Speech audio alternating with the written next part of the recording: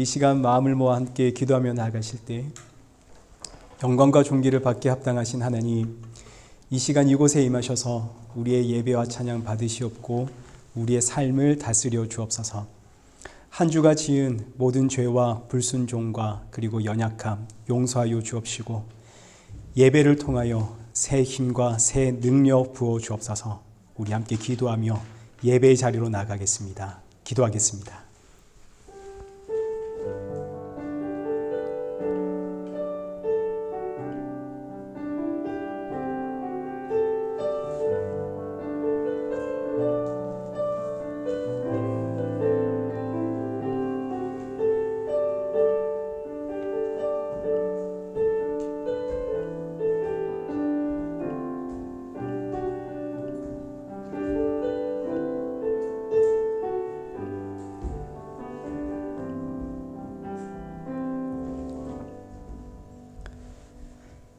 태초에 말씀이 계시니라.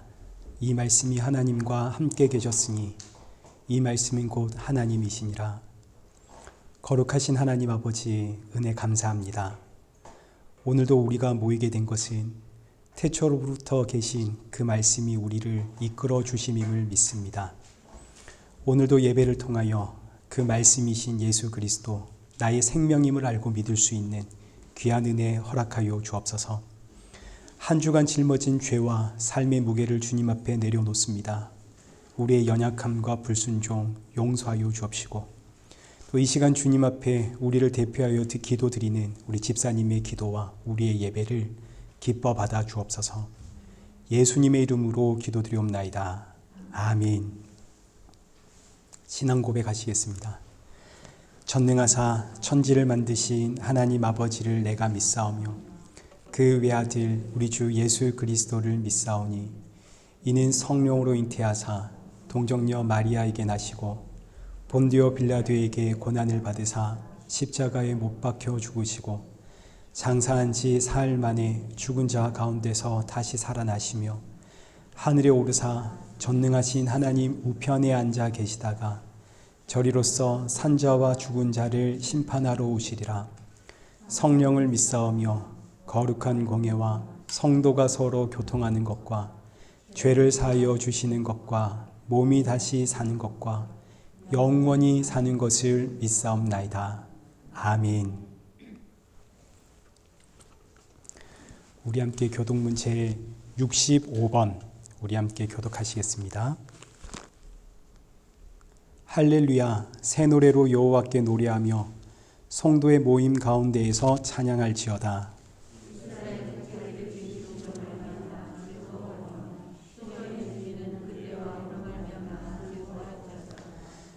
춤추며 그의 이름을 찬양하며 소고와 수금으로 그를 찬양할지어다.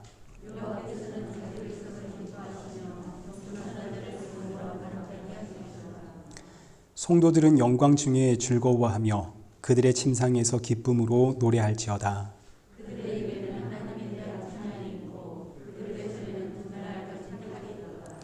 이것으로 문 나라에 보수하며 민족들을 벌하며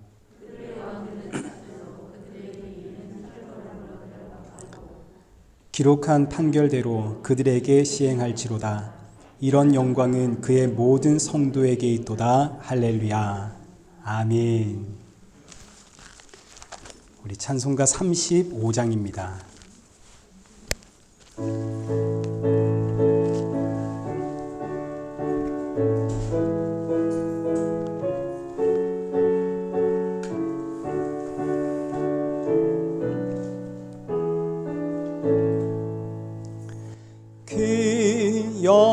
영화로우신 주 이곳에 오셔서 이 모인 자들로 주 백성 삼으사 그 중에 항상 계시고 그 중에 항상 계시고 큰 영광 나타내소서.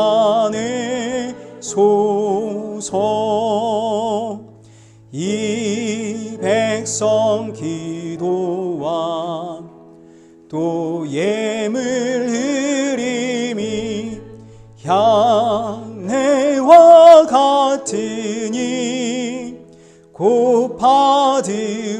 받으옵소서. 주 예수 크신 복음, 주 예수 크신 복음을 만 백성 듣게 하소서. 또 우리 자손들 다 주를 기리고 저 성전 돌같이 긴하게 하소서. 주 구원하신 능력을, 주 구원하신 능력을 늘 끝날까지 주소서. 주 믿는 만민이 참 진리 지키며 예 성도들같이 주 찬송하다가 저 천국 보좌 앞에서, 저 천국 보좌 앞에서 늘 찬송하게 하소서. 아멘. 우리 오늘 보실 하나님의 말씀 로마서 15장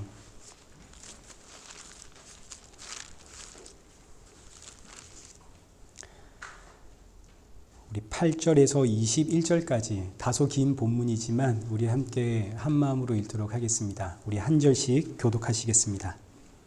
내가 말하노니 그리스도께서 우리의 진실하심을 위하여 할례의 추종자가 되셨으니 이는 조상들에게 주신 약속들을 견고하게 하시고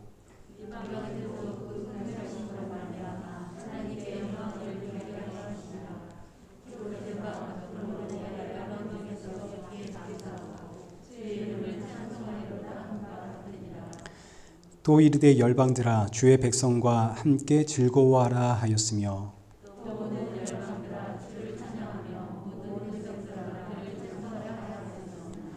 또 이사야가 이르되 이새의 뿌리 곧 열방을 다스리기 위하여 일어나시는 이가 있으리니 열방이 그에게 소망을 두리라 하였느니라.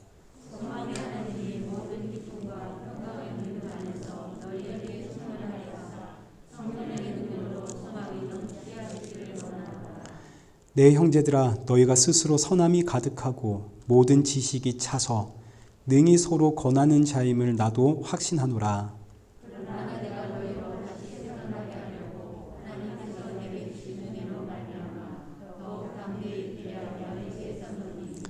이 은혜는 곧 나로 이방인을 위하여 그리스도 예수의 일꾼이 되어 하나님의 복음의 제사장 직분을 하게 하사 이방인을 제물로 드리는 것이 성령 안에서 거룩하게 되어 받으실 만하게 하려 하심이라.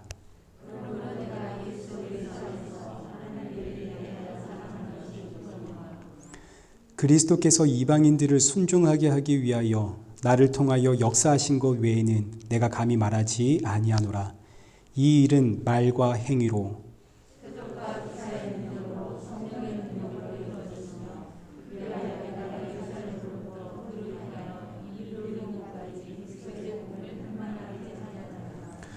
또 내가 그리스도의 이름을 부르는 곳에는 복음을 전하지 않기를 힘썼노니 이는 남의 터 위에 건축하지 아니하려 함이라. 기록된 바 주의 소식을 받지 못한 자들이 볼 것이요 듣지 못한 자들이 깨달으리라 함과 같으니라. 아멘. 오늘 이레교회 소식 알려드리겠습니다. 오늘 우리 이레교회를 방문하신 분들 모두 축복하고 환영합니다. 새로 오신 분들도 계시는데요. 예배 후에는 또 저랑 함께 만나서 교제 나누면 참 좋겠습니다. 우리 계속해서 우리 김경숙 집사님의 어머니와 그리고 우리 전미경 집사님의 어머니의 건강을 위해서 여러분 기도 부탁을 드립니다. 12월 24일은 저녁 7시에 성탄 예배로 이 자리에서 예배를 드리니까요. 우리 또 많은 참여를 부탁드리고 또 성탄 예배를 위해서 또 기도로 준비하시면 좋겠습니다. 다음 주에는 우리 심재경 집사님의 가정이 한국으로 들어가죠. 그죠? 네, 제가 다음 주에 없으니까. 원래 그랬는데요. 25일로 남편은 연기됐고요. 다음 주에 윤선이가 와서 저는 한 3주 정도 더 있다가. 아, 그렇군요. 네, 또 따님이 싱가포르에서 오시는군요. 그죠? 네. 또 그럼 우리 호정도 집사님 잘 한국에 돌아가셨다가 이제 또 나중에 또 뵙도록 하겠습니다. 제가 미리 인사드리는 이유는 저는 내일 한국으로 이제 출국을 했다가 치료차 갔다가 이제 27일 날 여기 다시 돌아오는 일정입니다. 그래서 다음 주 주일 예배는 헤브론 교회의 이의정 목사님이라고 우리 예전에 한번 오셔서 설교해 주셨던 목사님입니다. 키 아주 큰 목사님, 저랑 친한 친구 목사님이신데 이제 그 목사님 오셔서 이제 말씀 증거해 주시겠습니다. 온라인으로 예배에 참여하시는 분들이 계시거든요. 이제 그분들은 다음 주에 예배 영상 올라가지 않는다는 거 이제 알려드립니다. 우리 이 시간에는 은혜 아니면 살아갈 수가 없네. 우리 찬양하시면서 이제 헌금 봉헌하실 텐데요. 우리 심재경 집사님 뒤에 있는 헌금 전달해 주시겠습니까? 네, 고맙습니다. 우리 함께 찬양하겠습니다.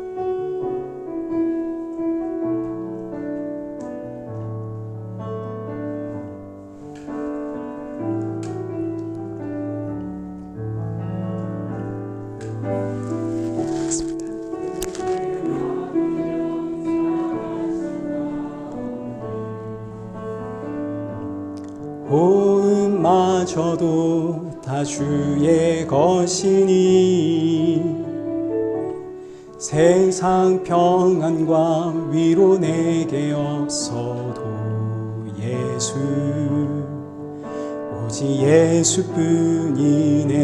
크신 계획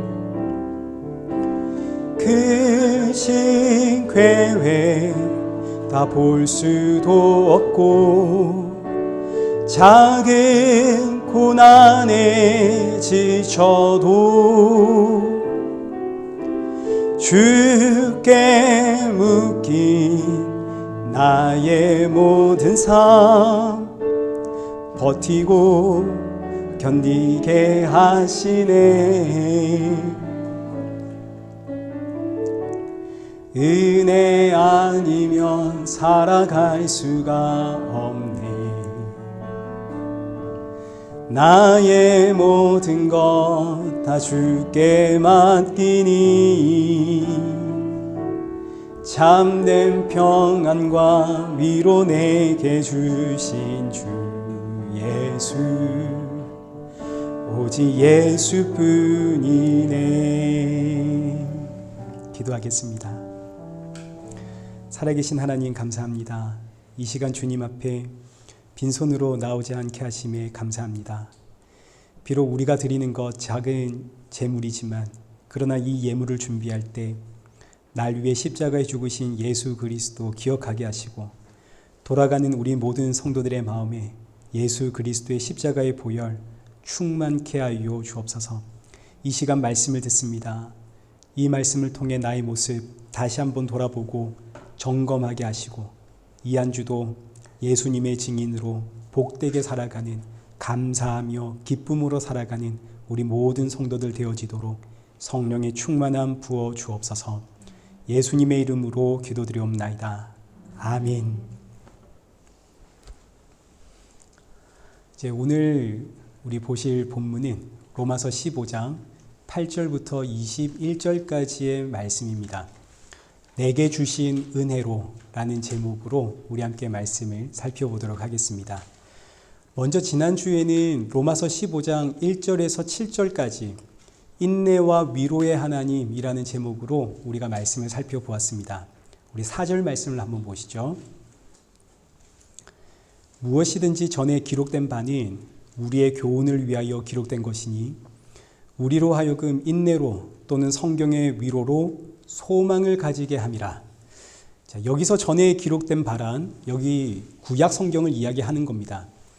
구약 성경은 성도에게 어떤 교훈을 주기 위해서 기록된 것인데 어떤 교훈을 주기 위해서 기록되었냐면 성도에게 인내란 무엇인지를 가르치고 그리고 위로란 무엇인지를 가르치고 소망이란 무엇인지를 우리에게 가르쳐주는 이 교훈이 담겨 있는 것이 구약 성경입니다. 먼저 인내. 성경은 성도에게 인내를 가르치는데 우리 지난주에 들었던 말씀 요약하는 겁니다. 이때 성경이 가르치는 인내란 저와 여러분의 인내를 이야기하는 게 아닙니다. 우리가 견디고 버티는 그런 인내를 이야기하는 것이 아니라 오늘도 나를 보고 참고 또 참으시는 하나님의 인내를 우리가 배우는 겁니다. 대표적인 예로 아브라함, 우리가 지난주에 생각해 보았죠. 갈대아 우르에서 우상 숭배하던 아브라함에게 하나님이 어느 날 찾아가서 믿음을 넣어 주었습니다.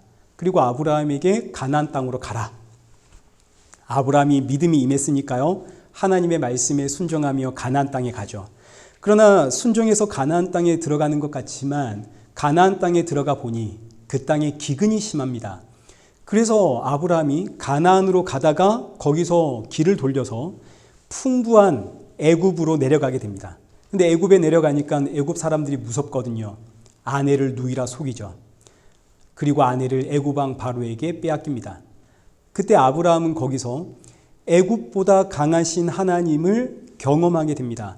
야, 나와 함께 하시는 하나님이 얼마나 강한지 저 애굽 왕 바로를 항복시키고 빼앗긴 아내를 되찾아 주신 하나님. 그래서 이 하나님 의지하며 가나안 땅에 들어갔는데 얼마 못 살고 그 땅에 다시 기근이 임하니까 아브라함이 이번에는 블레셋으로 내려갑니다. 그런데 블레셋 내려가다가 블레셋 사람들이 너무 무서우니까 아내를 또 누이라고 속였습니다. 블레셋 왕에게 아내 빼앗겼죠. 거기서 아브라함은 블레셋보다 강한 하나님을 경험하게 됩니다. 나의 하나님이 얼마나 위대한지 블레셋 왕을 항복시키고 그 빼앗긴 아내를 되찾아 주시는 하나님. 이 당시 애굽과 블레셋은 온 땅의 지배자입니다. 이들보다 강한 나라가 없죠. 그러니까 지금 나의 하나님은 온 천하보다 강한 하나님입니다. 애굽보다 강하고 블레셋보다 강하고, 그리고 이 의미는 그들의 신보다 강하다는 의미를 가지고 있죠. 애굽의 신보다 강한 하나님, 블레셋의 신보다 강한 하나님. 그러니까 나의 하나님은 온 세상 그 무엇보다도 뛰어난 하나님, 신들 중에 신. 그러면 이 정도면 이제 아브라함이 순종해야 되는 거 아닙니까? 그러나 아브라함은 계속 순종을 못합니다. 하나님께서 아브라함에게 아들 주겠다. 그러니까 아브라함은 여종을 통해서 아들을 만들어가지고 하나님 제가 아들 낳았습니다. 하나님이 그거 아니다. 사라를 통해서 내가 아들 주겠다. 그러니까 아브라함이 웃죠. 아브라함도 웃고 사라도 웃고 이미 나이가 100세에 가까워졌거든요. 그러니까 아브라함은 지금 100세가 될 때까지 하나님께 온전히 순종하지는 못하는 인생입니다. 자, 그러면 이제 성경은 아브라함을 통해서 누구의 인내를 우리에게 가르쳐 줍니까? 100년 동안 아브라함이 하나님의 말씀을 붙잡고 오래 참고 견디며 순종하더라, 이걸 가르치나요? 아니면 100년 동안 아브라함은 불순종하는데 그럼에도 불구하고 그 아브라함의 인생을 꽉 붙잡고 그를 끌고 가시는, 그를 붙잡고 가시는 하나님의 인내를 우리에게 가르쳐 주나요? 누구의 인내를 가르칩니까? 하나님의 인내를 우리에게 가르쳐 주고 있죠. 저와 여러분의 인생이 이와 똑같습니다. 여러분 하나님 말씀 앞에 순종하며 사십니까?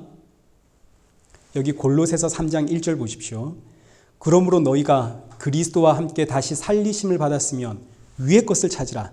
위의 것 생각하고 땅의 것은 생각하지도 마라. 성경은 우리에게 너 예수 그리스도와 함께 살아난 새로운 피조물이라면 마땅히 위의 것을 생각하고 땅의 것은 생각도 하지 마라. 근데 여러분 우리는 날마다 뭐 생각하며 사나요? 땅의 것 생각하며 웃죠. 여러분 우리가 TV를 보는 것도 그거 결국 다 땅의 것 아닙니까? 땅의 것이 즐겁고 재밌고 신나고 날마다 우리는 땅의 것 생각하며 살죠. 그러니까 여러분 우리가 예수님 믿고 나서 야 내가 예수님 때문에 참는다. 아우 내가 원래 이런 성격이 아닌데 아우 진짜 내가 예수님 때문에 참는다. 여러분 이게 아니라 예수님이 지금 나를 보며 참으시는 겁니다. 내가 참는 게 아니라 예수님이 날 보고 참고 계시죠. 그러니까 성도는 날마다 나를 보며 참고 계시는 그 하나님 아버지의 인내를 배우는 겁니다. 내가 참는 게 아닙니다. 하나님이 참으시는 겁니다. 여러분 이걸 절대 잊어서는 안 됩니다. 내가 참는다라고 할 때는 그 저변에 내가 잘났다는 나의 의가 있습니다. 나는 참아. 그러나 하나님이 오늘도 나를 보며 참으시는구나. 여기에는 그 바탕이 나는 죄인입니다라는 고백이 있습니다. 완전히 다른 겁니다. 그러니까 성경은 누구의 인내를 우리에게 가르치냐면 하나님의 인내를 우리에게 가르치는 거죠. 나 같은 죄인을 오늘도 참고 붙잡고 가시는 그 하나님의 인내, 성도는 이 인내를 배우는 겁니다. 이 인내를 배우면 우리는 할 말이 없죠. 자, 근데 이때 중요한 거, 하나님께서 나를 보며 참으시는 이유가 있습니다. 왜 하나님이 날 보고 참으십니까? 누구 때문에? 예수님 때문이죠. 예수님이 나를 살리려고 십자가에서 피 흘렸기 때문에, 그리고 그 예수님은 지금도 나의 머리가 되셔서 내 머리에서 발끝까지 그 피로 이 몸을 적시고 계시기에, 그래서 하나님이 그 피를 보시며 오늘도 내가 참는다 하시는 겁니다. 이 사실을 알게 되면 우리가 누군가를 지적할 수가 없겠죠. 여기서 성도는 위로를 배우게 됩니다. 구약에서 나타나는 성도의 위로는 그럼에도 불구하고 하나님이 오래 참으시고 나를 떠나지 않으심, 이게 바로 위로입니다. 아브라함이 그렇게 가나안 땅을 떠나고 그렇게 자기 아내를 누이라고 속이고 하나님을 불신해도 하나님은 아브라함을 떠나질 않습니다. 아브라함과 동행하심, 이게 바로 성도의 위로가 되는 거죠. 야곱을 생각해 보십시오. 아버지를 속이고 형을 속이고 외산촌집으로 도망갔다가 야복강에서 하나님과 씨름을 하게 됩니다. 이 스토리는 여러분 다 잘 알고 계시죠?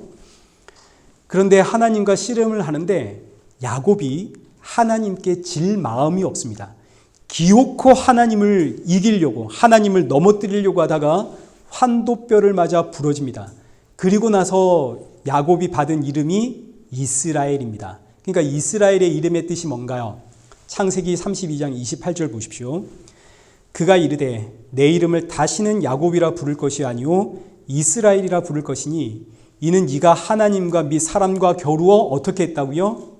이겼습니다. 그러니까 이스라엘의 이름의 뜻이 두 가지의 의미가 있습니다. 첫 번째 의미는 기어코 하나님을 이기려고 하는 백성, 이런 뜻이 있습니다. 하나님을 넘어뜨려서 기어코 내 뜻을 이루고 말겠다. 이게 이스라엘이라는 이름의 뜻입니다. 그러니까 저와 여러분이 틀림없이 이스라엘이죠. 영적인 이스라엘. 왜 우리가 이스라엘인가요? 정말 너무너무 급할 때 우리 어떻게 기도하나요? 하나님, 이 문제만 해결해 주시면 제가 앞으로 이렇게 살겠습니다. 이렇게 신앙생활을 해보겠습니다. 한 번씩은 기도해 보셨죠? 너무너무 급하면 기도를 통해서 나를 내려놓고 이런 게 아니라 기도를 통해서 그냥 기어코 내 뜻을 이루려고, 내가 죽든 하나님이 죽든 그 하나님을 이기려고 하는, 이게 바로 이스라엘이라는 이름의 뜻입니다. 영적인 이스라엘. 저와 여러분이 틀림없는 이스라엘이죠. 근데 이 이스라엘이라는 이름이 가지고 있는 또 하나의 의미는 그럼에도 불구하고 하나님이 져주신다라는 뜻을 가지고 있습니다. 하나님이 져주심. 이게 바로 성도의 위로라는 이야기입니다. 하나님이 져주심. 그럼에도 불구하고 하나님이 나를 떠나지 않고 나에게 져주심. 이거 달리 표현하면 하나님이 나와 그럼에도 불구하고 동행하심. 하나님의 오래 참으심이 나에게 위로가 되는 거죠. 이 위로가 신약으로 넘어가면 성령입니다. 예수님 죽으시고 부활하시고 지금 우리와 영으로 함께 하시죠. 그 영이 나를 떠나질 않습니다.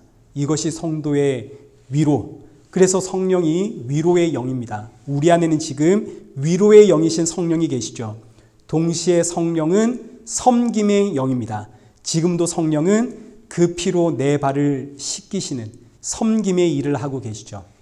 자, 여기까지가 지난주에 우리가 살펴보았던 내용인데 이 내용이 이제 이어집니다.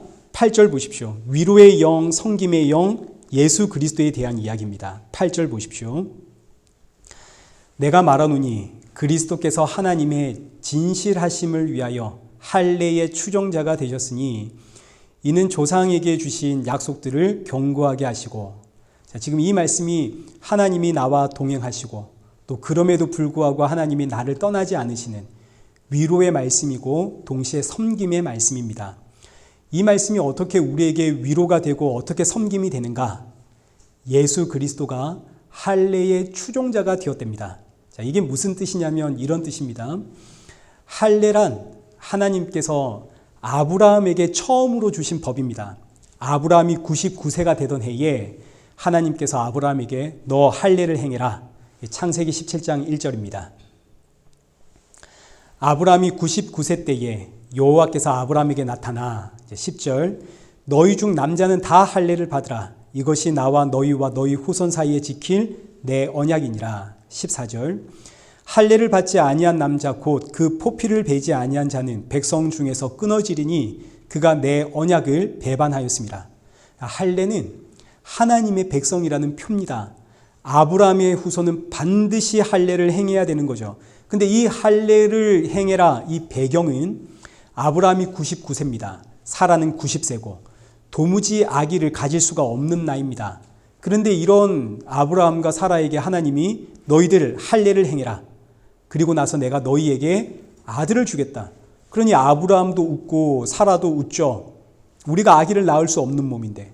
그런데 할례를 행했더니 세상의 그 다음 해에 아브라함과 사라가 이삭을 낳습니다. 자, 그러니 할례의 의미는 무슨 이야기인가요? 하나님의 백성은 사람의 혈과 육으로 태어나는 게 아니라 하나님의 약속으로 태어난다. 이게 할례의 뜻입니다. 하나님의 자녀는 사람의 뜻이 아닙니다. 오직 하나님이 부어주시는 은혜로 되는 겁니다. 이것도 달리 표현하면 하나님의 은혜가 없으면, 하나님의 약속이 없으면 너는 하나님의 자녀가 될 수 없다라는 표가 할례입니다. 자, 그러니까 이 할례는 몸의 할례가 의미가 있는 게 아닙니다. 진짜 할례는 몸의 할례가 아니라 몸의 할례는 그 상징이고, 하나님의 자녀는 하나님의 약속을 따라 태어나는 거구나.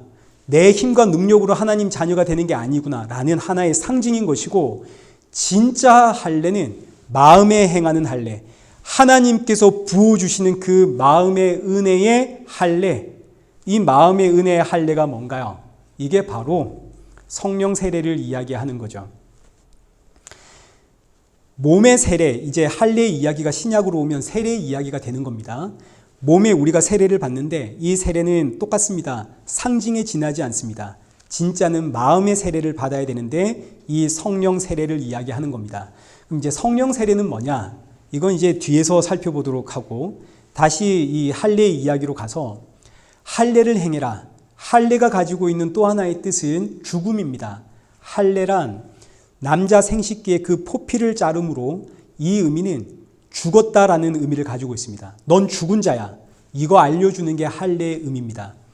사람은 죽은 자죠. 아담과 하와의 그 선악과 사건 이후로 생명의 근원이신 하나님으로부터 끊어진 채 태어났기에 사람은 사실 우리는 태어났다 살아났다라고 하지만 우린 전부 죽은 자들입니다. 이걸 죄의 삭슨 사망이다라고 표현을 하는 거죠. 우리가 죽는다고 해서 죽음이 죄의 이런 이야기가 아니라 하나님으로부터 끊어진 게 바로 죄의 삭시입니다. 이게 사망입니다. 아담과 하와의 선악과 사건으로 생명의 근원이신 하나님으로부터 끊어짐, 이게 사망. 그러니까 할례는 너희는 이미 죽은 자야, 이런 뜻입니다.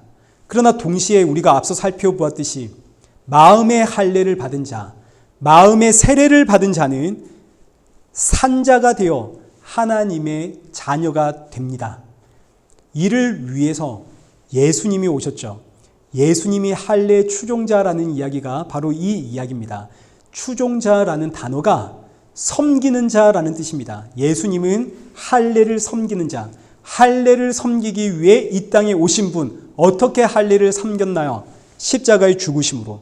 죄의 삭슨 사망인데 이 사망의 문제를 해결해야만 하나님의 자녀가 될 수 있으니까 예수님, 죄로 인해서 하나님으로부터 끊어진 이 죄의 문제와 사망의 문제를 해결하기 위해 예수님이 하나님과 나 사이에 친히 화목 제물이 되어서 나 대신 죽으심으로 죄와 사망의 문제 단번에 해결하시고 하나님과 나 사이에 이 막힌 담의 문제를 허셨습니다.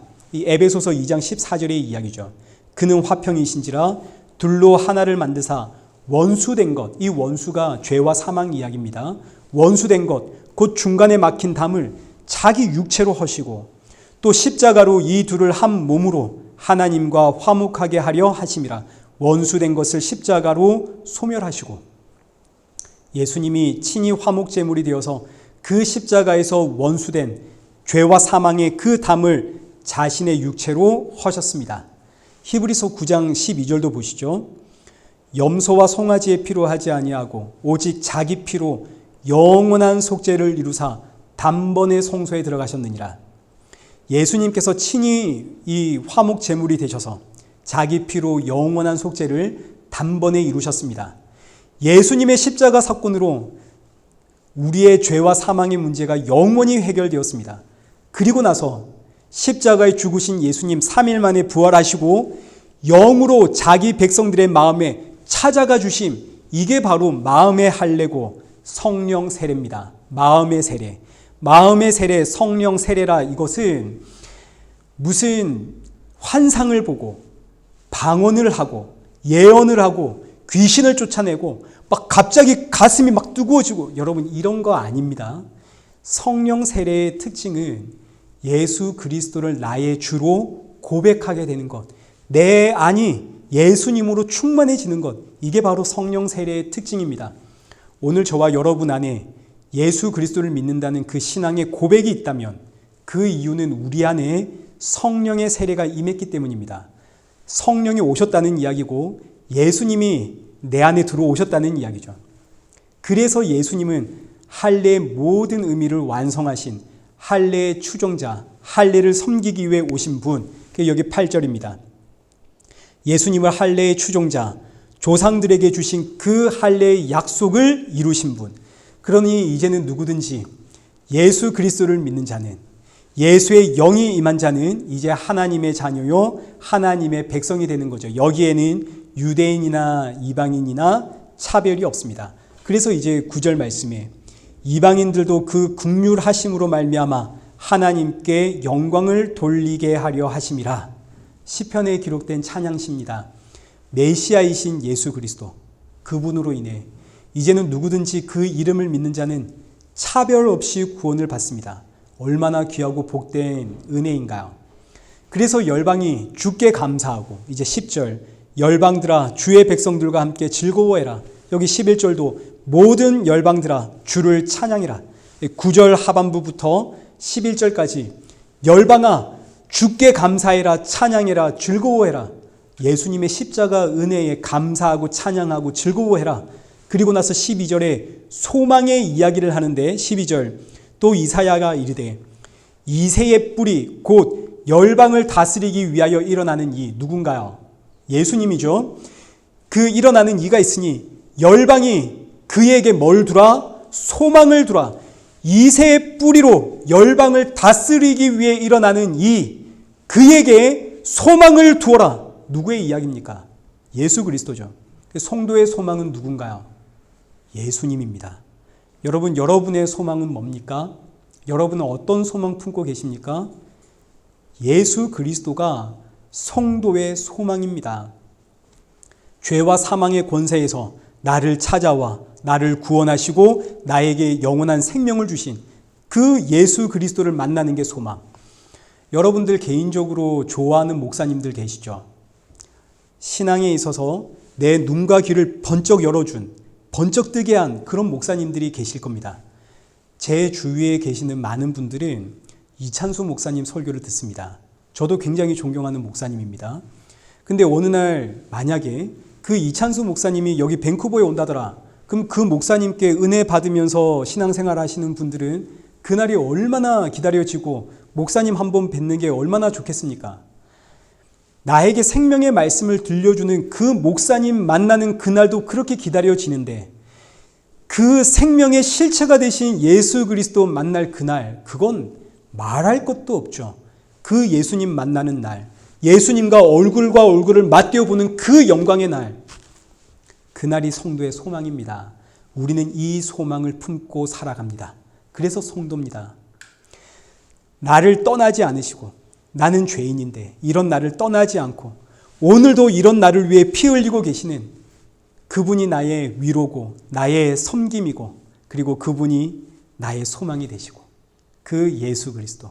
그래서 13절이 전부 예수님의 이야기입니다. 13절 소망의 하나님이 모든 기쁨과 평안을 믿음 안에서 너희에게 충만하게 하사. 여기서 모든 기쁨과 평안은 예수님을 뜻합니다. 예수님이 성도의 기쁨이고 평안이죠.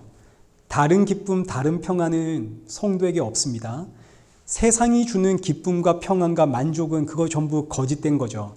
그건 전부 그때뿐입니다. 여러분 아무리 기뻐도 그 순간뿐이죠. 그러니까 소망의 하나님이 모든 기쁨과 평안을 믿음 안에서 내 안에 충만케 하신다는 이야기는 소망의 하나님이 내 안에 예수님으로 충만케 하신다는 이야기입니다. 내 안에 예수님이 충만하니 기쁨이고 평안이고 그 예수님 만날 소망 품으며 살아가게 되겠죠. 그래서 이어지는 하반절이 성령의 능력으로 소망이 넘치게 하기를 원하노라. 이 소망이 오늘 저와 여러분의 소망이 되기를 축복합니다. 자, 그리고 나서 이제 결론입니다. 14절부터 21절, 이제 오늘의 결론.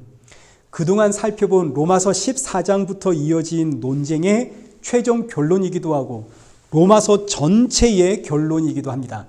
로마서가 왜 쓰여졌는지를 우리에게 알려주는 너무너무 이제 핵심 구절입니다.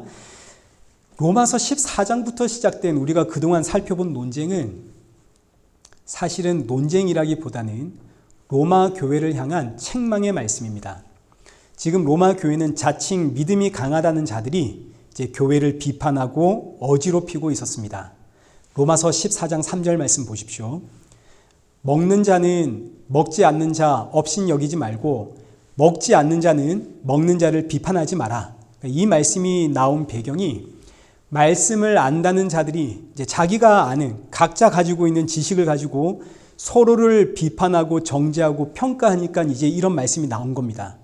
이게 사실 로마 교회 전체의 분위기였죠. 우리가 로마서 1장부터 시작할 때 로마 교회는 원래는 유대인들이 개척을 했지만 유대인들이 쫓겨나가고 로마 땅에서 쫓겨나가고 이방인들이 교회를 채우기 시작했다가 유대인들이 다시 들어오게 되니까 교회 안에 원래 우리가 교회 리더자였는데 지금은 이방인들로 교회 리더자가 체인지가 되었습니다. 새롭게 다시 들어온 유대인들과 지금 실권을 가지고 있는 이방인들, 여기서 알력 싸움이 있었던 거죠. 이방 성도들은 뭐든지 먹을 수 있습니다. 유대 성도들은 그거 가지고 이제 시비를 붙으며 둘이 이제 싸우게 되는 거죠. 각자가 아는 지식을 가지고 각자가 잘났다 이겁니다. 그래서 오늘 본문 14절 결론의 이야기입니다. 내 형제들아 너희가 스스로 선함이 가득하고 자기는 선하다 이거죠. 모든 지식이 차서 능히 서로 권하는 자임을 나도 확신하노라. 내가 진짜 너무 잘한다 너희를. 책망의 말씀입니다. 로마 교회의 믿음이 좋다는 이들을 향한 책망. 너희가 스스로 선함이 가득하고 나는 선하다 이거죠. 그래서 비판하고 판단하는 겁니다. 우리가 앞서 보았듯이 성경은 인내를 가르치는데 이 인내는 날 향한 하나님의 인내입니다. 나 같은 죄인을 날마다 순간마다 참고 계시는 그 하나님의 인내를 내가 알면 남을 비판할 수가 없죠. 나도 지금 하나님이 참고 있는 죄인 아닙니까? 그런데 하나님의 인내가 아니라 하나님 때문에 내가 인내하는 거야. 내가 잘났다 이겁니다. 나 진짜 하나님 때문에 인내하는 거야. 근데 보니까 나는 인내하는데 너는 왜 인내를 못하니? 야, 나는 지금 이걸 하고 있는데 넌 왜 그렇게 안 하니? 나 잘났다 이거죠. 그래서 못하는 자들을 판단하고 비판하고 나중에는 내가 할 말은 해야겠어. 너 신앙생활 그렇게 하면 안 돼. 스스로 선함이 가득한 자들의 모습입니다. 그래서 이어지는 말씀이 모든 지식에 차서 능히 서로를 권하는 자. 신앙생활 오래 하니까 쌓이는 지식도 많고 하나님을 향한 사랑과 열심도 날이 갈수록 점점 커져가고 잘못된 건 그래서 도무지 볼 수가 없고 정작 이들의 눈에는 지식도 쌓이고 하나님을 향한 사랑도 쌓이는데 정작 이들의 눈에는 이들을 위해 죽으시고 피 흘리신 예수 그리스도가 안 보이는 거죠. 이거 달리 표현하면 은혜는 사라지고 법만 남았다는 이야기입니다. 은혜가 사라지는 자리엔 반드시 법이 그 자리를 차지하게 되는데, 법이 자리를 차지하게 되면 화목함이 사라집니다. 평안이 사라지죠. 은혜가 예수님인데 예수님 사라지고 성경에 법이요 하는 그 법이 사라졌으니 그곳은 지옥입니다. 여러분, 법대로 하자면 우리는 하나님 앞에 예배 드릴 수가 없는 인생입니다. 법대로 하자면 우린 전부 지옥 심판대 앞에 서 있어야 되는 겁니다. 그래서 사도 바울이 이들을 향해 15절, 그러나 내가 너희로 다시 생각나게 하려고, 이것이 사도 바울이 로마서를 쓴 목적입니다. 내가 너희로 다시 생각나게 하려고. 뭘 다시 생각나게 하려고? 은혜를. 하나님이 너희에게 주신 그 은혜를 다시 생각나게 하려고 내가 이 로마서를 썼다 이거죠. 사도 바울도 개인적으로 자기의 고백이기도 합니다. 사도 바울이 받은 은혜가 뭔가요? 사도 바울은 스데반을 죽인 자입니다. 예수 믿는 자들 잡아가지고 옥에 가두고 때린 폭행자요, 핍박자요, 비방자였습니다. 그런데 세상에 오늘도 예수 믿는 자들을 잡으려고 살기 등등해요 다메섹 동산으로 올라가고 있는데, 그 다메섹 도상에서 예수님이 이 사도 바울을 만나주죠. 말도 안 되는 일이 일어난 겁니다. 사도 바울을 찾아와서 하나님의 자녀 삼았습니다. 사도 바울은 비방자요, 폭행자요, 핍박자인데, 살인자인데, 세상에 이런 자는 심판해야 되는 거 아닙니까? 그런데 예수님은 찾아와서 내가 너를 위하여 피 흘려 죽었단다. 사도 바울이 이 은혜를 어떻게 잊을 수 있습니까? 그런데 사도 바울만 이런 은혜를 입었나요? 아니죠. 사도 바울을 찾아간 예수님이 동일하게 나에게 찾아오셔서 내가 너를 위해 피 흘렸단다. 여러분, 우리도 예수님 믿기 전에는 다 비방자였고 폭행자였고 박해자였습니다. 죄인이었습니다. 예수님이 누군지도 몰랐습니다. 그런데 예수님이 이런 날을 찾아오셨죠. 이 은혜를 생각나게 하려고 사도 바울이 지금 로마서를 썼다 이겁니다. 지금 로마 교회의 문제가 뭔가요? 은혜는 사라지고 법만 남았습니다. 지식만 남았습니다.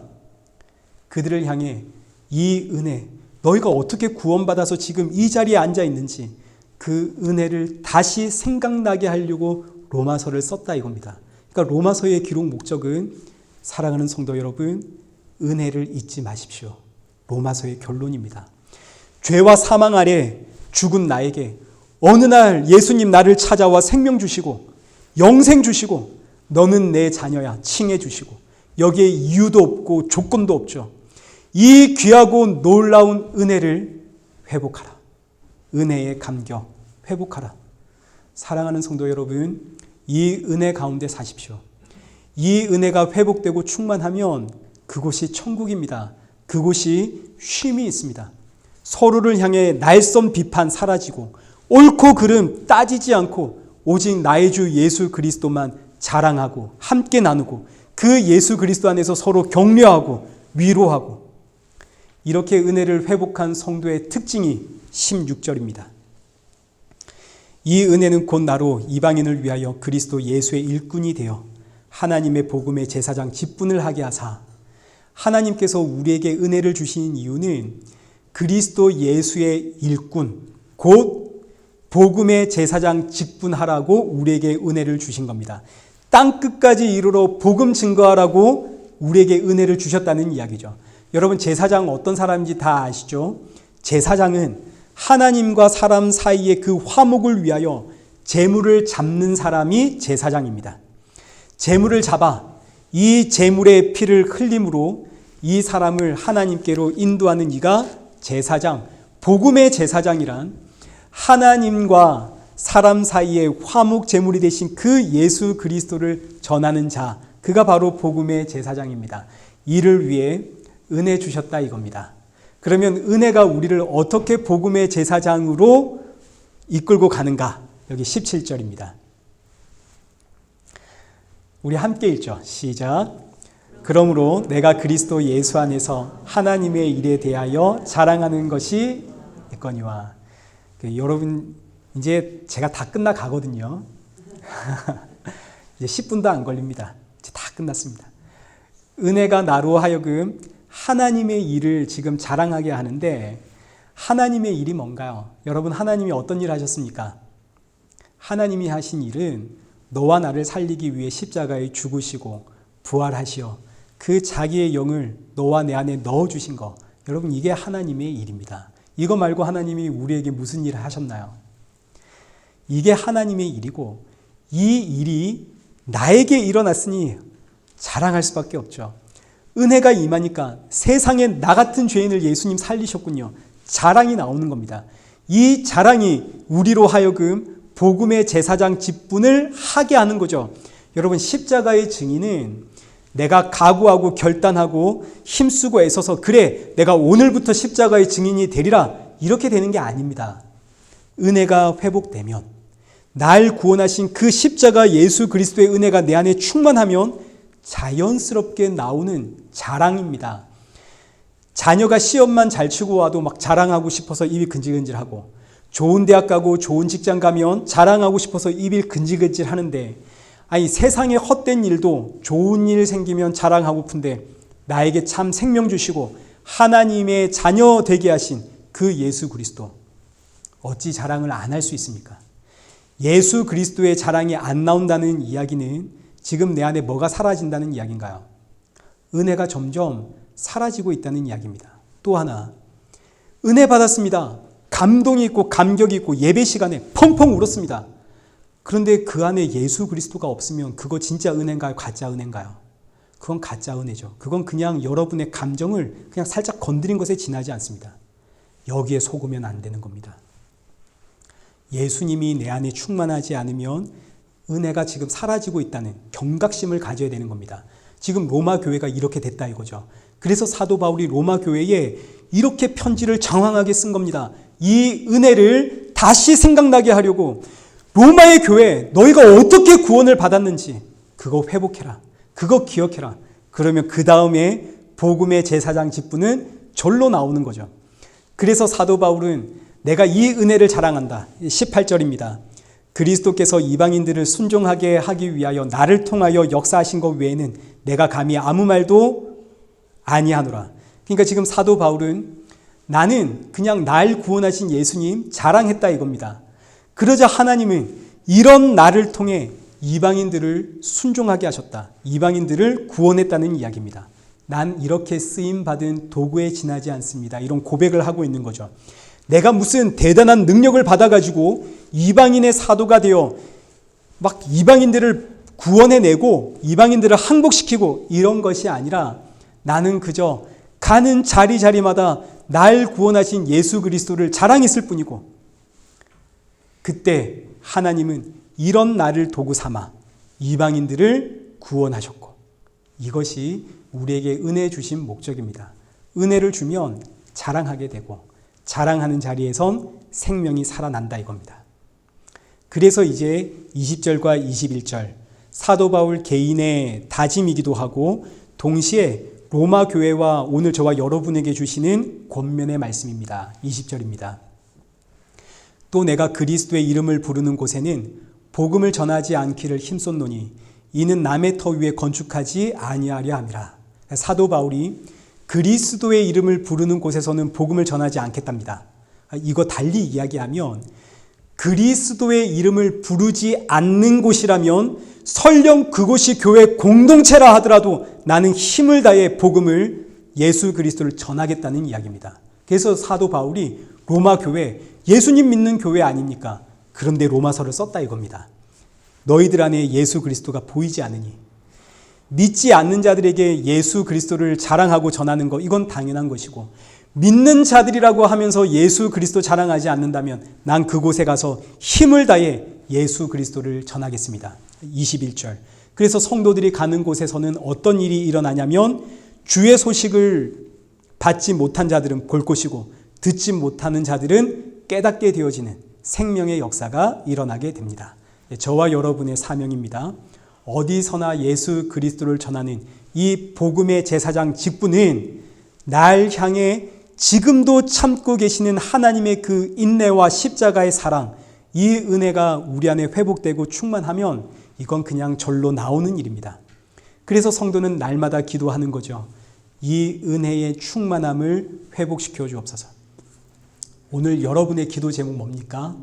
여러분 어떤 기도 제목 가지고 계십니까?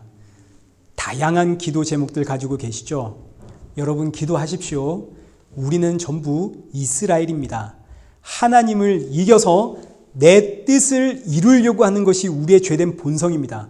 그렇기 때문에 여러분 그렇게 기도하지 마십시오라고 해도 그냥 우리에게서 자연스럽게 나오는 기도의 제목입니다. 여러분의 소원들, 여러분의 그 이루고 싶은 일들, 여러분 기도하십시오.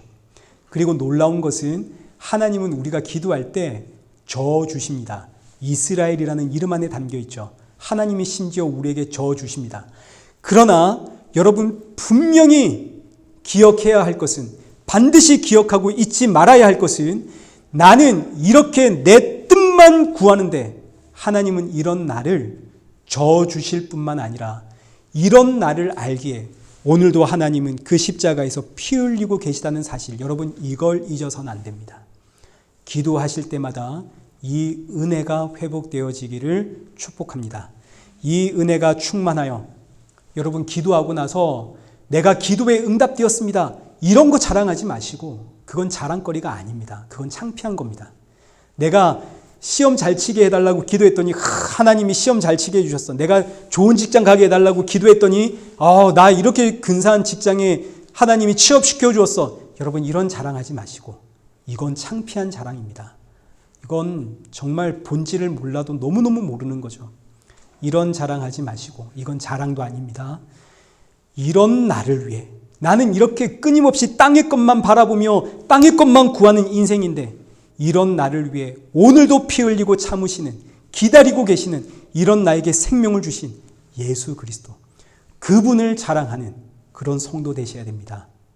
그 예수님 자랑할 때 내 가정 살아나고 이웃들이 살아나는 이 놀라운 생명의 일들을 또 경험하는 그런 복된 저와 여러분 되시길 축원합니다.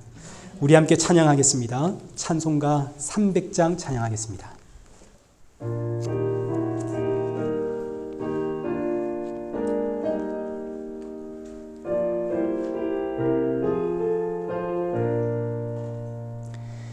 내 맘이 낙심되며 근심에 눌릴 때 주께서 내게 오사 위로해 주시네. 가는 길 캄캄하고 괴로움 많으나 주께서 함께하며 내 짐을 지시네. 그네가 내게 족하네. 그네가 족하네. 이 괴로운 세상 지날 때 그네가 족하네. 희망이 사라지고 친구 날 버릴 때 주 내게 속삭이며 새 희망 주시네. 싸움이 맹렬하여 두려워 떨 때에 승리의 왕이 되신 주 음성 들리네. 그네가 내게 족하네. 그네가 족하네. 이 괴로운 세상 지날 때 그네가 족하네. 번민이 가득 차고 눈물이 흐를 때 주 나의 곁에 오사 위로해 주시네. 환난이 닥쳐와서 어려움 당할 때 주님의 능력이 범 원수를 이기네. 그네가 내게 족하네. 그네가 족하네. 이 괴로운 세상 지날 때 그네가 족하네. 우리 이 시간 함께 기도하겠습니다. 우리 마음을 위해서 기도하실 때 나를 구원하신 생명의 은혜, 예수 그리스도의 그 십자가의 은혜가 회복되어지는 성도 되게 하여 주옵소서. 사도 바울이 자기 몸의 가시를 제거해 주십시오 기도할 때 하나님께서 주신 말씀이 나의 은혜가 너에게 족하다. 하나님께서 이 말씀하시며 사도 바울에게 나 같은 죄인을 구원해 주신 그 놀랍고 귀한 생명의 은혜, 이거 회복해 주니까 사도 바울 더 이상 자기 몸에 가시가 보이지 않습니다. 그저 이 은혜가 얼마나 귀한지, 나의 나된 것 오직 예수님의 은혜입니다, 이 고백을 했던 것처럼 우리 이 시간 하나님 앞에, 하나님 내 안에 주께서 나를 부르시고 생명 주신 그 십자가의 은혜가 회복되게 하시고 충만케 하여 주옵소서. 내게 주신 은혜가 족하고 족하기에 날마다 감사하는 성도 되게 하여 주옵소서. 우리 이 시간 함께 마음을 모아 기도의 자리로 나가겠습니다. 기도하겠습니다.